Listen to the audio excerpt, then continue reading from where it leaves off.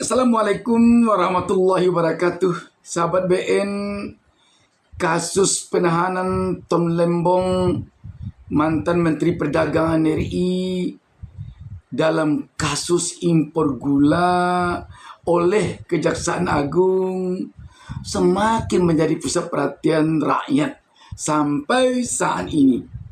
Rakyat kelihatannya tidak banyak permintaannya terhadap ini. Rakyat hanya meminta agar pihak penegak hukum, pihak Kejaksaan Agung menyamakan Tom Lembong di hadapan hukum dengan para Menteri Perdagangan sebelum dan sesudah dia. Itu saja. Kalau Tom Lembong tersangkut dalam kasus impor gula ini dan dinilai oleh pihak Kejaksaan Agung melakukan perbuatan melawan hukum, jika ada para menteri yang melakukan impor yang sama atau jenis yang sama atau nuansa yang sama, juga perlu diusut dan haruslah juga diminta pertanggungjawabannya.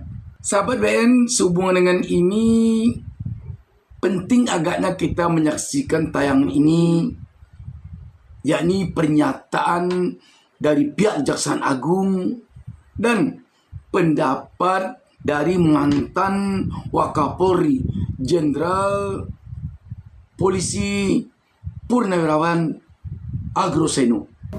Mengenai aliran dana itu akan didalami juga, ya, apakah karena kalau kita lihat kan tersangka sebagai regulator, ya, bersama dengan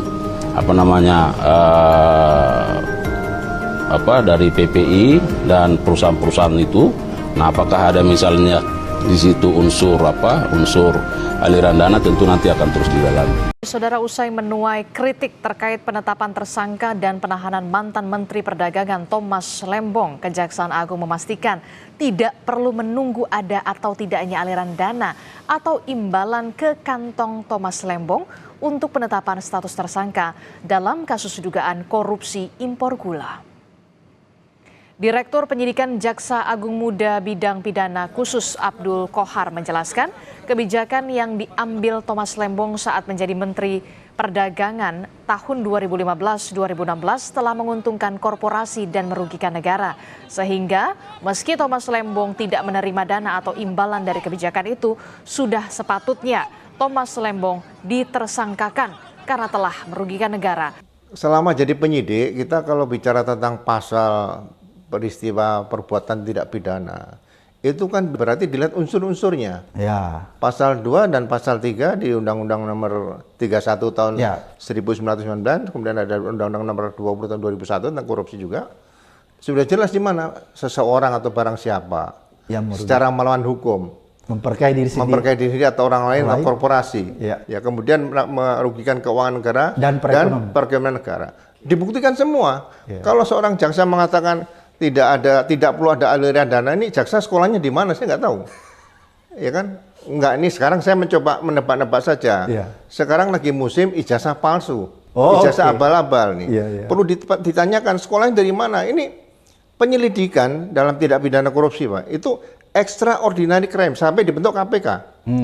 Kalau seorang jaksa sebagai penyidik tidak pidana korupsi bicara seperti itu, menurut saya perlu diragukan sekolahnya di mana. Kalau saya itu dulu. Jangan sampai juga abal-abal, ya. Iya, karena begini, kalau di kepolisian sebagai hukum acara pidana ada suatu peristiwa, kemudian dibuatkan laporan polisi atau di KPK laporan kejadian LK. Tapi di kejaksaan saya nggak tahu apakah itu LI atau laporan jaksa atau laporan polisi atau laporan kejadian. Nah, laporan itu jadi dasar kemudian dikeluarkan sprindik langsung.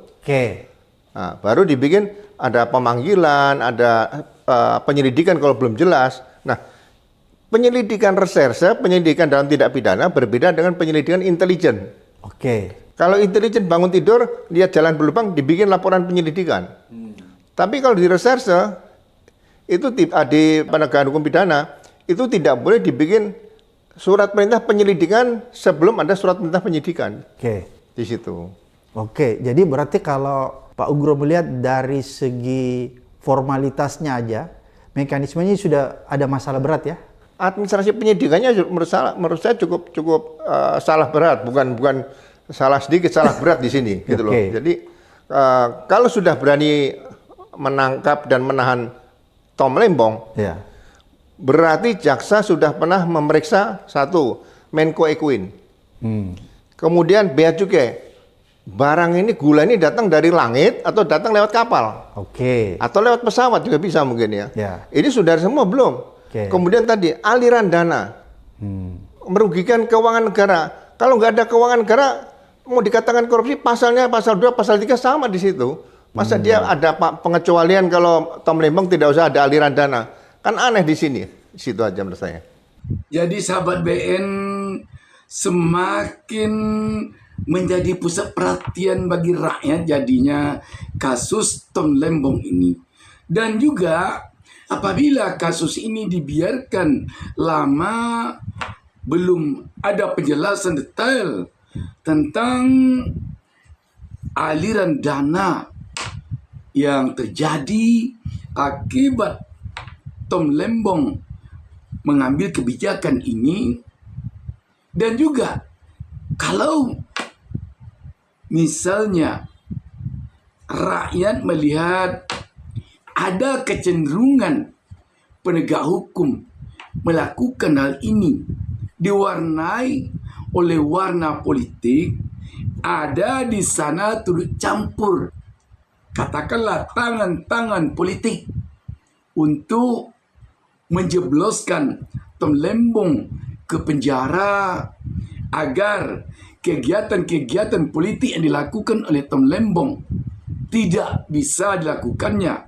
atau agar ada semacam ketakutan bagi yang lain agar jangan coba-coba berseberangan dengan penguasa. Tentu saja ini akan berdampak sangat negatif di mata rakyat terhadap demokrasi dan hukum di Indonesia. Dan kalau itu terjadi, sudah barang tentu ini akan berdampak kepada kepemimpinan Prabowo dalam rezim yang baru saja mulai bekerja sekarang ini. Tentu saja kita tidak menginginkan hal itu terjadi. Kita ingin kepemimpinan Prabowo ini benar-benar kepemimpinan yang bersih dari berbaurnya antara hukum dan politik. Apalagi kalau sempat terjadi hukum dikendalikan oleh politik. Kita tidak ingin sedikit pun tentunya ada kesan ke arah itu dalam kepemimpinan Prabowo sekarang ini. Sebab kalau itu lagi yang terjadi, maka kesejahteraan bagi rakyat yang diinginkan rakyat dan yang diinginkan pula oleh Prabowo sesuai dengan pidato pertama yang disampaikannya begitu dia usai dilantik, tentu akan semakin jauh jadinya. Rakyat menginginkan kepemimpinan Prabowo ini benar-benar kepemimpinan yang mengedepankan ekonomi sehingga segera terangkat kehidupan rakyat, mengedepankan keadilan sehingga hukum tidak lagi terkesan tebang pilih, hukum tidak lagi terkesan tajam ke bawah, tumpul ke atas. Juga rakyat tentu menginginkan demokrasi semakin tumbuh dan berkembang. Demokrasi tumbuh dan berkembang hanya akan bisa apabila pemimpin atau penguasa tidak mempergunakan politik untuk mengendalikan hukum.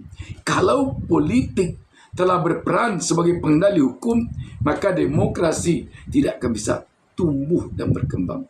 Sahabat BN, tentu saja sekarang ini rakyat akan melihat kasus Tom Lembong ini pertaruhan yang sangat fundamental bagi kepemimpinan Prabowo ke depan. Apabila kasus Tom Lembong ini terkesan syarat muatan politisnya, maka jangan salahkan rakyat nanti. Kalau rakyat sulit mempercayai kepemimpinan Prabowo ke depannya. Kalau rakyat sudah terlanjur tidak percaya, maka gerakan pembangunan apapun yang akan dilakukan oleh seorang pemimpin, oleh sebuah rezim akan tersendat jalannya. Sahabat BN, sekali lagi, rakyat agaknya berharap, sudahlah, jangan lagi persoalan hukum direcoki oleh politik. Jangan lagi. Mungkin sebelum yang besar diungkap oleh Pak Tom Lembang dikunci dulu di sini supaya nggak banyak bicara kira-kira gitu. Ya, menurut saya alat buktinya saja mana yang signifikan bahwa itu perbuatan korupsi. Keuangan negara nggak ada, aliran dana tidak ada, hasil pemeriksaan BPK auditnya juga tidak ada, alat bukti nggak ada tapi dipaksakan tersangka, itu aja. Kalau Tom Lembong tidak sejalan dengan penguasa sekarang dan dulu menjadi tim ring satunya Anies Baswedan, ya sudah, demokrasi sudah berlangsung. Yang menang sudah ada, yang kalah sudah ada. Tidak usah itu diungkit-ungkit lagi. Kalau itu diungkit, maka bukannya akan merugikan kepada Tom Lembong saja, bukan akan merugikan kepada pihak yang kalah saja dalam Pilpres kemarin ini, tetapi juga akan merugikan kepemimpinan yang menang. Karena kalau terjadi gejolak, maka pembangunan akan sulit dijalankan. Kalau pembangunan sulit dijalankan, maka janji-janji politik pemerintah sekarang ini tentu akan sulit dipenuhi nanti.